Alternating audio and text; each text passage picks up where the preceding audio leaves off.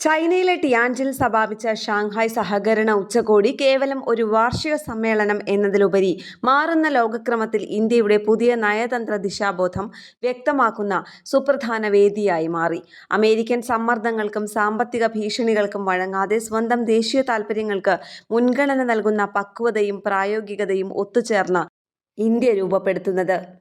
അമേരിക്കയുടെ അധിക തീരുവ നടപടികൾ സൃഷ്ടിച്ച പൊതുവായ ആശങ്കയാണ് ഗാൽവൻ സംഘർഷത്തിന് ശേഷം കലുഷിതമായിരുന്ന ഇന്ത്യ-ചൈന ബന്ധത്തിൽ പുതിയൊരു അധ്യായത്തിന് വഴിയൊരുക്കിയത്. നേരിട്ടുള്ള വിമാന സർവീസുകൾ പുനരാരംഭിക്കാനുള്ള തീരുമാനം കേവലം യാത്രാ സൗകര്യത്തിനപ്പുറം ജനങ്ങൾ തമ്മിലുള്ള ബന്ധം മെച്ചപ്പെടുത്താനും വിശ്വാസം വീണ്ടെടുക്കാനുമുള്ള ശ്രമത്തിന്റെ ഭാഗമാണ്. വ്യാളിയും ആനയും ഒത്തുചേരുന്നത് ഇരു രാജ്യങ്ങൾക്കും ശരിയായ തിരഞ്ഞെടുപ്പാണെന്ന ചൈനീസ് പ്രസിഡന്റ് ഷീ ജിൻപിങ്ങിന്റെ വാക്കുകൾ സാമ്പത്തിക യാഥാർത്ഥ്യങ്ങൾക്ക് മുന്നിൽ രാഷ്ട്രീയ ഭിന്നതകൾ അപ്രസക്തമാക്കുന്നതിന്റെ സൂചനയാണ്. അതേസമയം റഷ്യയുമായുള്ള ഇന്ത്യയുടെ ബന്ധം കാലം തെളിയിച്ച സൗഹൃദത്തിന്റെയും തന്ത്രപരമായ പങ്കാളിത്തത്തിന്റെയും ഉത്തമ ഉദാഹരണമായി ടിയാൻജിനിൽ വീണ്ടും തെളിയിക്കപ്പെട്ടു. റഷ്യൻ എണ്ണ വാങ്ങുന്നതിന്റെ പേരിൽ അമേരിക്ക തീരുവ ഭീഷണി മുഴക്കുമ്പോഴും പ്രസിഡന്റ് വ്ളാഡിമിർ പുടിനൊപ്പം ഒരേ വാഹനത്തിൽ യാത്ര ചെയ്തും സുദീർഘമായ ചർച്ചകൾ നടത്തിയും പ്രധാനമന്ത്രി നരേന്ദ്രമോദി നൽകിയ സന്ദേശം വളരെ വ്യക്തമാണ്. ഇന്ത്യയുടെ ഊർജ്ജ സുരക്ഷയും സാമ്പത്തിക താൽപര്യങ്ങളുമാണ് പ്രധാനം. ബാഹ്യ സമ്മർദ്ദങ്ങൾക്ക് അതിൽ സ്ഥാനമില്ല എന്നതാണ് ആ സന്ദേശം.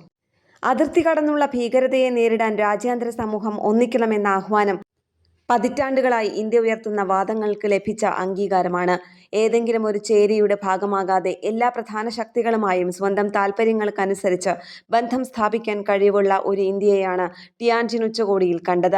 അമേരിക്കയുമായുള്ള തന്ത്രപരമായ പങ്കാളിത്തം നിലനിർത്തിക്കൊണ്ട് തന്നെ ചൈനയുമായി പ്രായോഗിക സഹകരണത്തിനും റഷ്യയുമായി ആഴത്തിലുള്ള സൗഹൃദം തുടരുന്നതിനും ഇന്ത്യക്ക് സാധിക്കുന്നു. ഈ ബഹുമുഖ സമീപനം അതിവേഗം മാറിക്കൊണ്ടിരിക്കുന്ന ഒരാഗോള രാഷ്ട്രീയ സാഹചര്യത്തിൽ ഇന്ത്യയുടെ സ്ഥാനം കൂടുതൽ സുരക്ഷിതവും ശക്തവുമാക്കും. കേരള പ്രണാമം എഡിറ്റോറിയൽ ചിന്താശകലങ്ങൾ.